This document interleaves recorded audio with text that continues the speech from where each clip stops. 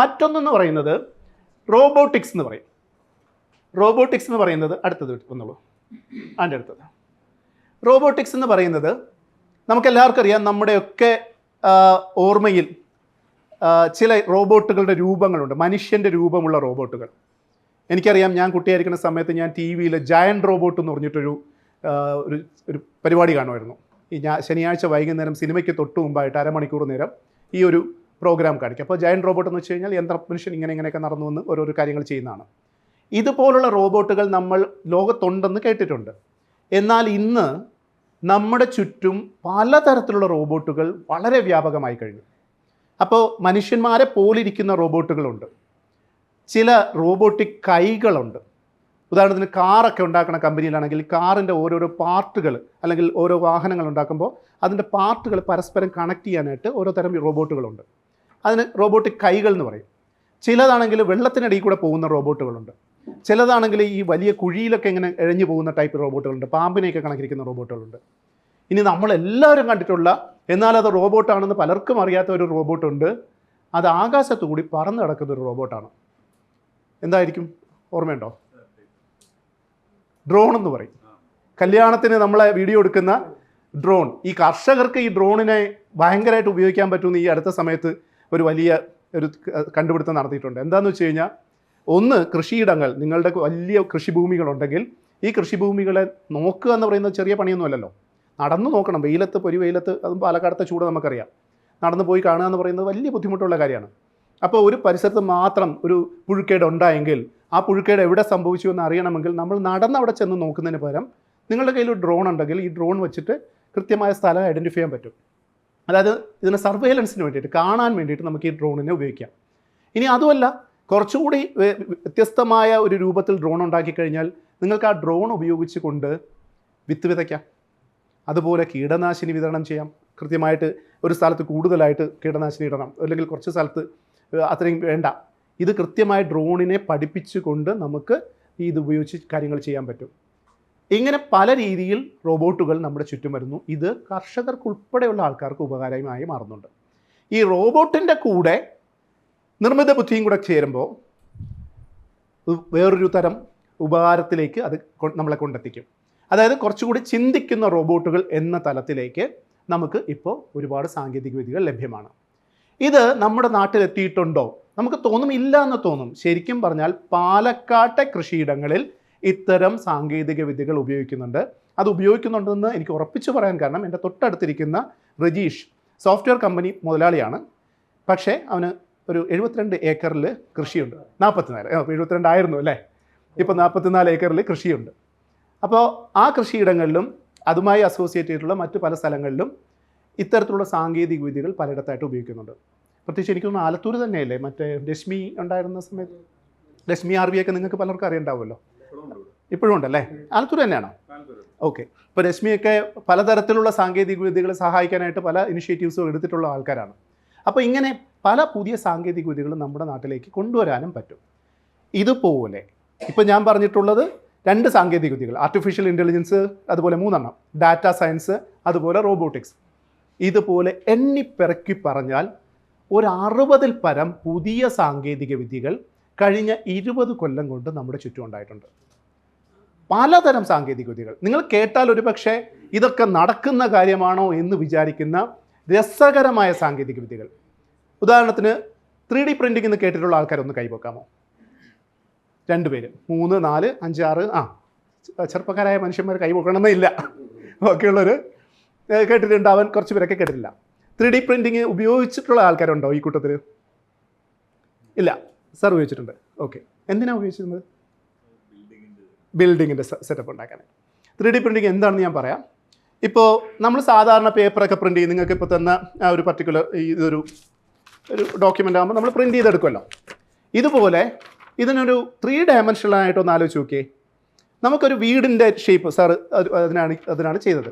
ഒരു വീട് നിങ്ങൾ ഡിസൈൻ ചെയ്യുമ്പോൾ വീടിൻ്റെ ഷേപ്പ് നമുക്കൊന്ന് 3 ഡയമെൻഷനിൽ കാണണമെങ്കിൽ ഇതിനെ പ്രിൻറ്റ് ചെയ്തെടുക്കാം. അപ്പോൾ പ്രിൻറ്റ് ചെയ്യാനായിട്ട് പലതരം മെറ്റീരിയൽ ഉപയോഗിക്കാം. പ്ലാസ്റ്റിക് ഉപയോഗിക്കാം, ലോഹങ്ങൾ ഉപയോഗിക്കാം, കേക്കിൻ്റെ പോലത്തെ സാധനങ്ങൾ ഉണ്ടാക്കാം. അപ്പോൾ നമ്മുടെ വീട്ടിലൊരു ബർത്ത്ഡേ ഫംഗ്ഷൻ നടക്കുകയാണ്, നമ്മുടെ കുഞ്ഞിന് അല്ലെങ്കിൽ ചെറുമക്കൾക്ക് ഒരു ബർത്ത്ഡേ സെലിബ്രേഷന് വേണ്ടിയിട്ട് സ്പൈഡർമാൻ്റെ ഷേപ്പിലുള്ള ഒരു കേക്ക് ഉണ്ടാക്കണം. ഇത് സാധാരണ കടയിൽ കൊണ്ട് കൊടുത്തു കഴിഞ്ഞാൽ അവർ ചിലപ്പോൾ കൊത്തിയിരുന്നിട്ട് ശില്പം പോലെ ഉണ്ടാക്കി തരുമായിരിക്കാം. പക്ഷേ ഇത് വീട്ടിൽ ചെയ്യാൻ പറ്റും. വളരെ എളുപ്പത്തിൽ വളരെ പെട്ടെന്ന് ചെയ്യാം. അതിനാവശ്യമായിട്ടുള്ള ഈ കേക്കിൻ്റെ മെറ്റീരിയലുകൾ ഈ ഒരു പ്രിൻ്ററിൽ നിറച്ചു കൊടുത്തു കഴിഞ്ഞാൽ നമ്മൾ ഏത് ഷേപ്പ് പറയുന്നോ, എത്ര കോംപ്ലിക്കേറ്റഡ് ആയിക്കോട്ടെ, ഈ സാധനം അതിൽ പ്രിൻ്റ് ചെയ്ത് തരും.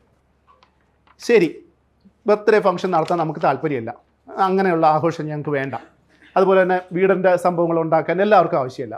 പക്ഷേ നമ്മളെല്ലാം കൃഷിക്കാരല്ലേ. കൃഷിക്കാർക്ക് 3D പ്രിൻറ്റിംഗ് കൊണ്ട് എന്താ ഗുണം? ഒന്ന് ആലോചിച്ച് നോക്കിയേ. എന്തായിരിക്കും ഒരു കൃഷിക്കാരൻ എന്ന നിലയിൽ അല്ലെങ്കിൽ കൃഷിക്കാരി എന്ന നിലയിൽ നമുക്ക് 3D പ്രിൻറ്റിംഗ് കൊണ്ട് എന്ത് ഗുണം ഉണ്ടാവും? നിങ്ങൾക്ക് നിങ്ങളുടെ ഒരു പറമ്പിലെ ഒരു പ്രത്യേക സ്ഥലത്ത് മൺവെട്ടി ഉപയോഗിച്ച് കിളയ്ക്കുമ്പോൾ ഒരു ചെറിയ പ്രശ്നമുണ്ട്. അവിടുത്തെ മണ്ണിന് കട്ടി കൂടുതലാണ്, അല്ലെങ്കിൽ മണ്ണ് കട്ടി കുറവാണ്, അല്ലെങ്കിൽ എന്തോ ഒരു പ്രത്യേകതയുള്ളൊരു സ്ഥലം ആണ് അവിടെ. അവിടെ നിങ്ങൾക്ക് ഒരു പ്രത്യേക ഷേപ്പിലുള്ള ഒരു കൃഷി ഉപകരണം വേണം. ആ ഷേപ്പിലുള്ള കൃഷി ഉപകരണം നമ്മുടെ നാട്ടിലെ ആലയിൽ കൊല്ലം ഉണ്ടാക്കി തരില്ല, അവർക്ക് അറിയില്ല. അല്ലെങ്കിൽ ഇത് പുറത്തുനിന്ന് വരുത്തണമെങ്കിൽ നല്ല കാശാവും. അത് നിങ്ങൾക്ക് ഈ 3D പ്രിൻ്റർ വെച്ച് ഉണ്ടാക്കിക്കൂടെ? ഉണ്ടാക്കാൻ പറ്റും. ഓൾറെഡി ഇത്തരത്തിലുള്ള സംവിധാനങ്ങൾ ചെയ്യാൻ പറ്റും. അതായത് നിങ്ങളുടെ കൃഷിഭവനിൽ ഒരു 3D പ്രിൻ്റർ ഉണ്ടെങ്കിൽ നമ്മൾ സങ്കല്പിക്കാൻ പറ്റാത്ത പ്രശ്നങ്ങളെ കുറയ്ക്കാനായിട്ട് ഈ ഒരു കുഞ്ഞ് സാങ്കേതിക വിദ്യ കൊണ്ട് പറ്റും. ഇതത്ര വലിയ കോസ്റ്റ്ലി ആയിട്ടുള്ള ഒരുപാട് കാശിലാവുന്ന കാര്യമൊന്നുമല്ല. വളരെ ലളിതമായി സാധാരണ ഒരു പെട്ടി കണക്കത്തൊരു സാധനമാണ്. പല ഷേപ്പിലുണ്ട്, പല രൂപത്തിലുണ്ട്, പല മെറ്റീരിയലിന് പല രീതിയിലുള്ള കാശും ആവും.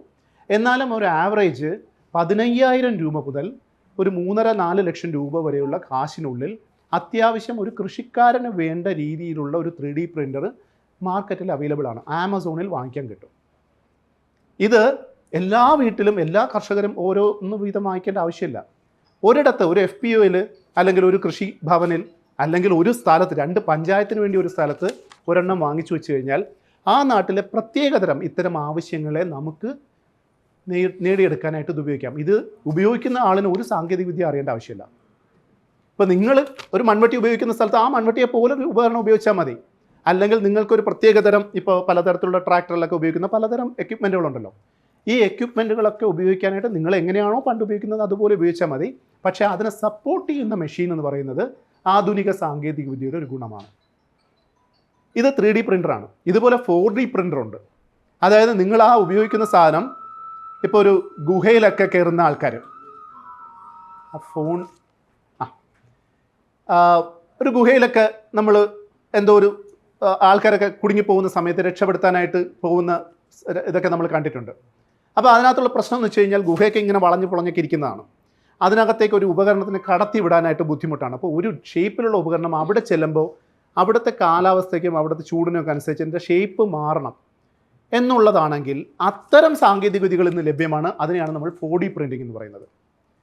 ഇതല്ലാതെ തന്നെ നേരത്തെ ആരോ പറഞ്ഞതുപോലെ എനിക്ക് തോന്നുന്നു സ്വരൂപിൻ്റെ ഒരു ആശയം പറഞ്ഞു, വെർച്വലായിട്ടുള്ള ഗ്രൂപ്പ് ഫാമിംഗ്. അതൊരു വളരെ രസകരമായൊരു സംഭവമുണ്ട്. ഇത് കൃഷിയുടെ മേഖലയിൽ ഇത്തരം സംവിധാനങ്ങൾ ഇപ്പോൾ നിലവിലുണ്ട് എന്നുള്ള കാര്യം കർഷകർക്ക് പലർക്കും അറിയില്ല. ഉദാഹരണത്തിന്, നിങ്ങളുടെ ഒരു കൃഷിയിടമുണ്ട്, 1.5 ഏക്കർ സ്ഥലമാണ്, അല്ലെങ്കിൽ 2 ഏക്കർ സ്ഥലത്ത് നിങ്ങളൊരു കൃഷി നടത്തുന്നുണ്ട്.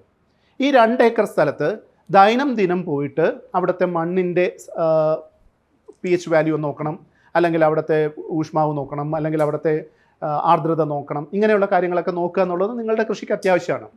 ഓരോ ദിവസം നിങ്ങൾക്ക് പോകാൻ പറ്റുമോ? പറ്റില്ല. അല്ലെങ്കിൽ ഓരോ തവണയും പോയിട്ട് മണ്ണ് പരിശോധിക്കാൻ പറ്റുമോ? അതിന് സാമ്പിൾ എടുത്തുകൊണ്ട് പോയി ലാബിൽ കൊണ്ട് കൊടുക്കണം. അതിനെടുക്കുന്ന സമയം, അതിന് കാശ് വേണം. അതേസമയം ഇപ്പോഴുള്ളൊരു പുതിയ ടെക്നോളജി എന്ന് പറയുന്നത് ഇൻ്റർനെറ്റ് ഓഫ് തിങ്സ് എന്ന് പറയുന്ന സാങ്കേതിക വിദ്യയാണ്. കുഞ്ഞു കുഞ്ഞു ഉപകരണങ്ങൾ. ഈ കുഞ്ഞു ഉപകരണങ്ങൾ എന്ന് പറയുന്നത് വലിയ കാശുള്ള ഉപകരണങ്ങളൊന്നുമല്ല. ഇതിന് സെൻസറുകൾ എന്ന് പറയും. ഈ സെൻസറിന് പല തരത്തിലുള്ള കപ്പാസിറ്റി ഉണ്ടാവും. ഒരു സെൻസർ എന്ന് വെച്ച് കഴിഞ്ഞാൽ ചൂടളക്കുന്ന സെൻസറായിരിക്കും. അത് കൃത്യമായിട്ട് ഒരു സ്ഥലത്ത് ഇവിടെ വയ്ക്കുകയാണെങ്കിൽ ഇത് ആ സെൻസർ ഇങ്ങനെ പറഞ്ഞുകൊണ്ടേയിരിക്കും. എന്ന് വെച്ചാൽ തൊട്ടടുത്ത കമ്പ്യൂട്ടറിൻ്റെ അടുത്ത് പറഞ്ഞുകൊണ്ടിരിക്കും, ഇവിടുത്തെ ചൂട് 32 ഡിഗ്രി, ഇവിടുത്തെ ചൂട് 34 ഡിഗ്രി എന്നിങ്ങനെ പറയാൻ ആ സെൻസറിന് കപ്പാസിറ്റി ഉണ്ടാവും. വേറൊന്ന് ആർദ്രത അളക്കുന്നുണ്ടാവും. വേറൊന്ന് ഇതിൻ്റെ മറ്റ് ഘടകങ്ങൾ pH വാല്യൂ പോലും അളക്കുന്നുണ്ടാവും. നിങ്ങളുടെ കൃഷിയിടങ്ങളിൽ ഇത് കൃത്യമായി പലയിടങ്ങളിലായി എടുത്തു വച്ചു കഴിഞ്ഞാൽ നമ്മൾ എന്നും പോകേണ്ട ആവശ്യമില്ല. ഇത് കൃത്യമായിട്ട് ഇൻഫർമേഷൻ കമ്പ്യൂട്ടറിന് കൊടുക്കും. കമ്പ്യൂട്ടറിനകത്ത് നിന്ന് നിങ്ങൾക്കത് കാണാൻ പറ്റും.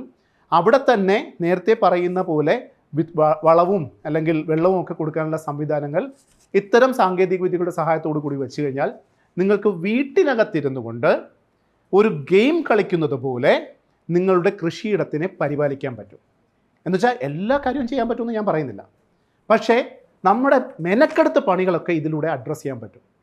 ഇങ്ങനെ ചെയ്യാൻ പറ്റുന്ന ഒരു ലോകമാണ് ഇപ്പോൾ ഉള്ളത്. ഇതിന് അവർ ഇംഗ്ലീഷിൽ പറയുന്ന പേര് ഡിജിറ്റൽ ട്വിൻസ് എന്നാണ്. അതായത് നിങ്ങളുടെ കൃഷിയിടങ്ങളുടെ അല്ലെങ്കിൽ നിങ്ങളുടെ തൊഴിലിടങ്ങളുടെ ഇരട്ടയെ ഒരു കമ്പ്യൂട്ടറിനകത്ത് കൊണ്ടുവരാൻ ഇപ്പോൾ സാധ്യമാണ്. ഇതിനും നമ്മൾ വിചാരിക്കുന്നത് കണക്ക് കോടിക്കണക്കിന് രൂപയുടെ ഇൻവെസ്റ്റ്മെൻ്റ് ഒന്നും വേണ്ട. കേരളത്തിൽ ICFOS എന്ന് പറഞ്ഞൊരു സ്ഥാപനമുണ്ട്. സ്വതന്ത്രമായ ഇത്തരത്തിലുള്ള സാങ്കേതിക വിദ്യകളെ പ്രൊമോട്ട് ചെയ്യുന്ന കേരള ഗവൺമെൻറ്റിൻ്റെ ഒരു സ്ഥാപനമുണ്ട്. ഇവരെ കോൺടാക്ട് ചെയ്താൽ, തിരുവനന്തപുരത്താണ് അവരുടെ ഓഫീസ്, എനിക്ക് തോന്നുന്നു മറ്റു പലയിടങ്ങളിലും അവരുടെ പോയിന്റുകളുണ്ടെന്ന് തോന്നുന്നു.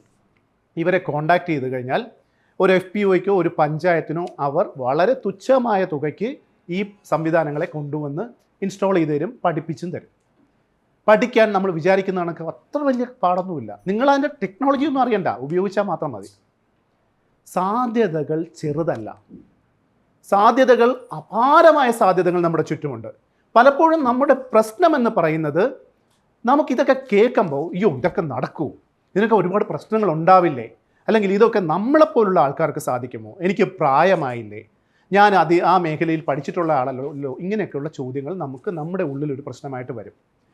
ഇത് ഒഴിവാക്കി കഴിഞ്ഞാൽ ഇത് ഉണ്ടാക്കുന്ന പ്രൊഡക്ടിവിറ്റി ഇൻക്രീസ് എന്ന് പറയുന്നത് ചെറിയ കാര്യമേ അല്ല.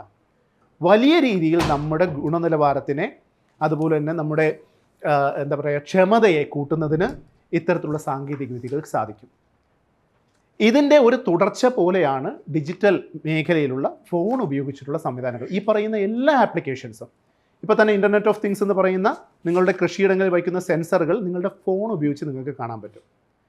നിങ്ങൾ കൃഷിക്ക് വേണ്ടി ചിലവഴിക്കുന്ന ഓരോ കാശും നിങ്ങൾക്ക് ഫോൺ ഉപയോഗിച്ച് റെക്കോർഡ് ചെയ്യാനും അതിനെ കൃത്യമായി അനലൈസ് ചെയ്യാനും പറ്റും. നിങ്ങൾക്ക് അത് ഇപ്പോൾ വളം വാങ്ങാനോ വിത്ത് വാങ്ങാനോ അങ്ങനെയൊക്കെയുള്ള, അല്ലെങ്കിൽ ഇത് വിൽക്കാനോ നിങ്ങളുടെ കൃഷി ഉൽപ്പന്നങ്ങൾ വിൽക്കാനോ ഒക്കെയുള്ള സംവിധാനങ്ങളൊക്കെ തന്നെ നിങ്ങൾക്ക് ഓൺലൈനായി ചെയ്യാൻ പറ്റും. ഇതൊക്കെ ചെയ്യാൻ നമുക്ക് എങ്ങനെ പറ്റും, അതിനൊക്കെ എന്തൊക്കെ ആപ്ലിക്കേഷൻസ് ഉണ്ട് എന്ന ചില സൂചകങ്ങളാണ് ഇന്നത്തെ സെഷനുകളിൽ നമ്മൾ ഉദ്ദേശിക്കുന്നത്. പൂർണ്ണമായും നമുക്കിത് പറഞ്ഞു തരാനൊന്നും പറ്റത്തില്ല, കാരണം എന്ന് വെച്ചാൽ നമുക്ക് പരിമിതിയുണ്ട്, സമയത്തിൻ്റെ പരിമിതിയുണ്ട്. ഇത്രയും പറഞ്ഞുകൊണ്ട് ഞാൻ എൻ്റെ വാചകത്തിനെ നിർത്തുകയാണ്. കാരണം പലർക്കും കണ്ണൊക്കെ ഇങ്ങനെ തൂങ്ങി തുടങ്ങി കാണാനുണ്ട്, ബോറടിച്ച് തുടങ്ങിയിട്ടുണ്ട്. ഇപ്പോൾ ബോറടിക്കുമ്പോൾ കലാപരിപാടി നിർത്തണമെന്നുള്ള കാര്യമായതുകൊണ്ട് ഞാനിവിടെ നിർത്തുകയാണ്. ഒരു കാര്യം കൂടെ പറഞ്ഞോട്ടെ, ഇതൊക്കെ പോസിറ്റീവായിട്ടുള്ള കാര്യങ്ങളാകുമ്പോൾ കൂടി നമ്മൾ ശ്രദ്ധിക്കേണ്ട ചില കാര്യങ്ങൾ കൂടിയുണ്ട്.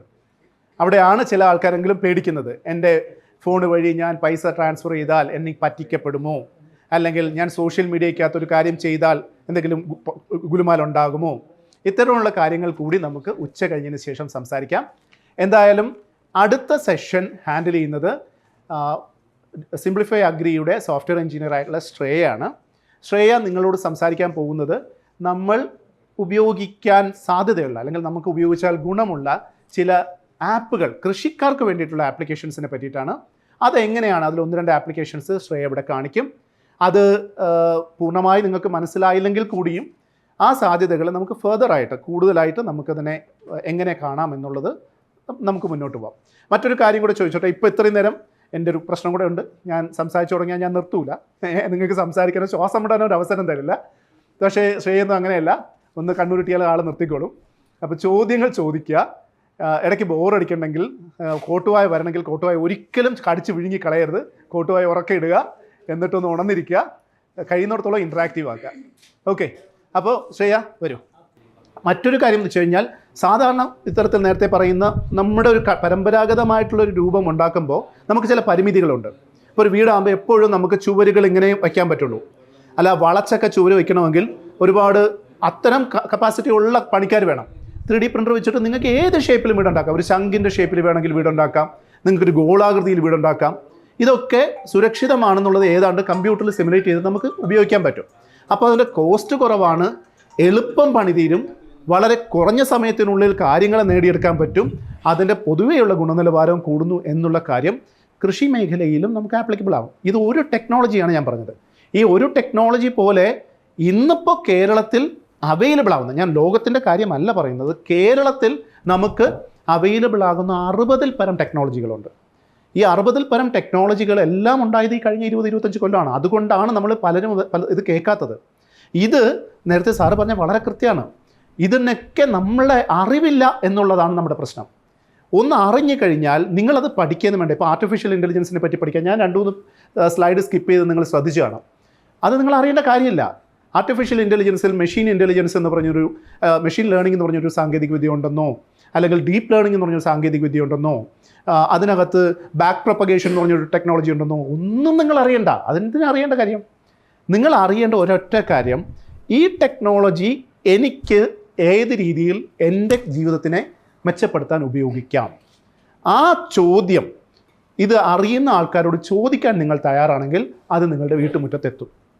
ഉറപ്പാണ്. ഒന്ന്, കേരളത്തിലുള്ള ഇപ്പോഴത്തെ സ്റ്റാർട്ടപ്പ് എക്കോസിസ്റ്റം അതിനെ സഹായിക്കുന്ന രീതിയിൽ വളർന്നു കഴിഞ്ഞു. ഇപ്പോൾ സിംപ്ലിഫൈ അഗ്രി പോലുള്ള കുറേ അധികം സ്റ്റാർട്ടപ്പുകൾ ഈ മേഖലയിൽ കർഷകർക്ക് വേണ്ടി സ്പെസിഫിക് ആയിട്ടുള്ള ടെക്നോളജി പ്രൊഡ്യൂസ് ചെയ്യാൻ തയ്യാറാണ്. IIT പോലുള്ള സ്ഥാപനങ്ങൾ, ഓൾമോസ്റ്റ് എല്ലാ യൂണിവേഴ്സിറ്റികളും, ഇപ്പോൾ സ്റ്റാർട്ടപ്പ് മിഷൻ പോലുള്ള സ്ഥാപനങ്ങൾ, ഇവരൊക്കെ തന്നെ ICFOSൽ ഞാൻ ഈ അടുത്ത സമയത്ത് പോയി. ICFOSൽ ഞാൻ സ്ഥിരം പോകുന്ന സ്ഥലമാണ്. ICFOSൽ പോകുന്ന സമയത്ത് അവർ പറയുന്നത് വെച്ച് കഴിഞ്ഞാൽ ഞങ്ങൾ ഒരു ഫുൾ എക്കോസിസ്റ്റം ഉണ്ടാക്കിയിട്ടുണ്ട്. അതായത് അവരുടെ ഒരു വെതർ സ്റ്റേഷനുണ്ട്. ഇപ്പോൾ കൃഷിയിടങ്ങളിൽ നമുക്കൊരു, അല്ലെങ്കിൽ ഒരു സ്ഥലത്തൊരു വെതർ, കാറ്റ് എത്ര വീശി, അല്ലെങ്കിൽ എത്ര മഴ പെയ്തു, എത്രത്തോളമായിരുന്നു ചൂട്, ഇതൊക്കെ അറിയണമെങ്കിൽ നമുക്ക് വലിയ ബുദ്ധിമുട്ടാണ്. കാലാവസ്ഥാ കേന്ദ്രത്തിൻ്റെ ഹെൽപ്പൊക്കെ വേണം. നമുക്ക് എല്ലായിടത്തും ആവശ്യമുള്ളൊരു കാര്യമാണ്.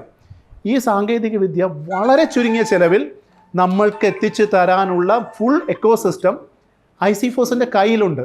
ആർക്കും വേണ്ട. അവർ പറയുന്നത് വെച്ച് കഴിഞ്ഞാൽ ഞങ്ങൾ വളരെ തുച്ഛമായ തുകയ്ക്ക് നിങ്ങളുടെ ആ ഉപകരണത്തിൻ്റെ കാശ് മാത്രം വാങ്ങിച്ചുകൊണ്ട് ഞങ്ങൾ വന്ന് ഫോളോ അപ്പ് ചെയ്യാൻ തയ്യാറായി നിൽക്കുമ്പോൾ കേരളത്തിലുള്ള ഒരു പഞ്ചായത്തിനോ ഒരു സംഘത്തിനോ ഒരു FPOയ്ക്കോ ഞങ്ങളെ വേണ്ട. അപ്പോൾ ഞാൻ തിരിച്ചു ചോദിച്ചൊരു ചോദ്യമുണ്ട്, നിങ്ങളിതൊക്കെ കൊടുക്കുന്നു എന്നുള്ളത് എത്ര പേർക്കറിയാം? അതാണ് ഇവിടുത്തെ പ്രശ്നം. അതായത് ഇവിടെ ഇപ്പോൾ ആലത്തൂർ FPOയ്ക്ക് ഇത്തരത്തിലുള്ള വെതർ സ്റ്റേഷൻ വയ്ക്കണം. നിങ്ങൾക്ക് ചിലപ്പോൾ ഒരു 5 ലക്ഷമോ 10 ലക്ഷമോ രൂപയുണ്ടാവും. നിങ്ങൾക്ക് അതിൻ്റെ വാല്യൂ എത്ര ഉണ്ടാവും? ചിലപ്പോൾ 20 ലക്ഷമോ 50 ലക്ഷത്തിൻ്റെ വാല്യൂ നിങ്ങൾക്ക് പ്രൊഡ്യൂസ് ചെയ്യാൻ പറ്റും. ഇത് വേണമെന്ന് നിങ്ങൾക്ക് ആഗ്രഹമുണ്ടെങ്കിലും ICFOSൽ ഈ സാധനം ഉണ്ടെന്ന് അറിഞ്ഞാലേ അങ്ങോട്ട് പോകാൻ പറ്റുള്ളൂ. ഈ അറിവുകളുടെ ഒരു വിടവുണ്ടല്ലോ, ഈ വിടവാണ് നമ്മുടെ ഏറ്റവും വലിയ പ്രശ്നം. ഒരു കർഷകൻ എന്നുള്ള രീതിയിൽ എനിക്ക് തോന്നുന്നില്ല സാർ ഇപ്പോൾ വന്നിരുന്നിട്ട് പൂർണ്ണമായി സാങ്കേതിക വിദ്യയുടെ എല്ലാ ടെക്നോളജിയും പഠിച്ചിട്ട് സാറിന് വലിയ മാറ്റങ്ങൾ ഉണ്ടാക്കാൻ സമയം ഉണ്ടാവില്ല, താല്പര്യം ഉണ്ടാവില്ല, ചിലപ്പോൾ അതിന് ദൈനംദിന ജീവിതത്തിനിടയിൽ ഇടപെടാൻ പറ്റില്ല. പക്ഷേ ഒരു സംഘം എന്ന നിലയിൽ സാറിൻ്റെ അടുത്ത് പറയാൻ പറ്റും. നേരത്തെ സ്വരൂപ് പറഞ്ഞിട്ടുള്ള ആശയങ്ങൾ, അല്ലെങ്കിൽ ഇപ്പോൾ ഒരു കീടനാശിനിയെ വീട്ടിൽ കൊണ്ടെത്തിക്കാമല്ലോ എന്നൊരാശയം, അതൊരു നൂതനമായ ആശയമാണ്. കാരണം വേറൊരാൾ ചിന്തിക്കാത്തൊരാശയത്തിന് ചിന്തിക്കാൻ പറ്റുമ്പോഴാണ് അതിനുവേണ്ടി ഒരു സാങ്കേതിക വിദ്യ ഉണ്ടാകുന്നത്. ഇപ്പോൾ കൃഷിയിടങ്ങളിൽ ഇവരുടെ നാട്ടിൽ ചെയ്തിട്ടുള്ള ഒരു കാര്യമാണ്. നമ്മളെല്ലാവരും വലിയ ആമസോണിലും ഫ്ലിപ്കാർട്ടിൽ നിന്നൊക്കെ കേട്ടിട്ടുണ്ട്, ഓൺലൈൻ ട്രേഡിംഗ് നടത്തുന്നതിനെ പറ്റിയിട്ടൊക്കെ കേട്ടിട്ടുണ്ട്. ഇതെന്തുകൊണ്ട് കാർഷിക വിളകളെ സാധാരണക്കാരിലേക്ക് എത്തിക്കാനായിട്ട് മാറ്റിക്കൂടാ? നിങ്ങളുടെ വീട്ടുമുറ്റത്തുണ്ടാക്കുന്ന പച്ചക്കറി 2 തക്കാളി, ഈ 2 തക്കാളി നിങ്ങൾ കടയിൽ കൊണ്ട് കൊടുത്താൽ നിങ്ങൾക്ക് നഷ്ടമാണ്. കാരണം കട വരെ നടക്കാനുള്ള ദൂരമുണ്ട്, അല്ലെങ്കിൽ ഒരു വണ്ടി എടുത്ത് പോകുമ്പോൾ പെട്രോളിന് അതിനേക്കാളും കൂടുതൽ കാശുണ്ട്. ഇത് പറയാണ്, ഓൺലൈനായിട്ടുള്ളൊരു ടൂൾ വെച്ചിട്ട് പറയാണ്, വീട്ടുമുറ്റത്ത് വിളഞ്ഞ ഞാൻ വലിയ കീടനാശിനി ഒന്നും ചേർക്കാത്ത 2 തക്കാളി വിൽക്കാനുണ്ട്. ചിലപ്പോൾ നിങ്ങളുടെ വീട്ടിൽ വന്ന് വാങ്ങിക്കാൻ ആൾക്കാരുണ്ടാവും. അത് നിങ്ങൾ എങ്ങനെ പ്രൊജക്റ്റ് ചെയ്യുന്നു എന്നുള്ളതിനനുസരിച്ചിട്ട് ആയിരിക്കും ഈ ഒരു സംവിധാനത്തിന് വരുന്നത്. ഇതുപോലെ നാട്ടിൻ്റെ അകത്ത് ചെറിയ ചെറിയ നെറ്റ്വർക്കുകൾ ഉണ്ടാക്കിയെടുക്കാൻ പറ്റും. ഇതിനൊക്കെ തന്നെ നമ്മളെ സഹായിക്കുന്ന ഒരു സാങ്കേതിക ലോകമാണെന്നുള്ളത്. അവിടെ അങ്ങനെ ചെയ്യുമ്പോൾ ചില കാര്യങ്ങൾ ശ്രദ്ധിക്കണം, ചില ആപ്ലിക്കേഷൻസ് നിങ്ങൾ പരിചയപ്പെടണം, ചില കാര്യങ്ങളെപ്പറ്റി പൊതുവായിട്ടുള്ളൊരു സംഘമായിട്ടുള്ളൊരു ബോധം ഉണ്ടാക്കണം. അതിലേക്ക് കൊണ്ടെത്തിക്കാനുള്ള ഒരു ശ്രമമായിരിക്കണം ഇന്ന് തുടങ്ങേണ്ടത്. ഞാൻ വീണ്ടും പറയുന്നു, ഇന്ന് വൈകുന്നേരം നിങ്ങൾ ഫീഡ്ബാക്ക് കൊടുക്കുമ്പോൾ കുറേ കാര്യങ്ങളൊക്കെ കേട്ടു, പക്ഷേ പ്രായോഗികമായി ഇന്ന് എനിക്ക് എന്ത് മാറ്റം ഉണ്ടാക്കാൻ പറ്റണമെന്നില്ല. കുറേ സമയമെടുക്കും ഇത് പ്രോസസ്സ് ചെയ്തെടുക്കാൻ. അതിന് വേണ്ടിയിട്ടുള്ളൊരു തുടക്കം നമുക്ക് എടുക്കാമെന്നുള്ളത് മാത്രമേ എനിക്ക് പറയാനുള്ളൂ.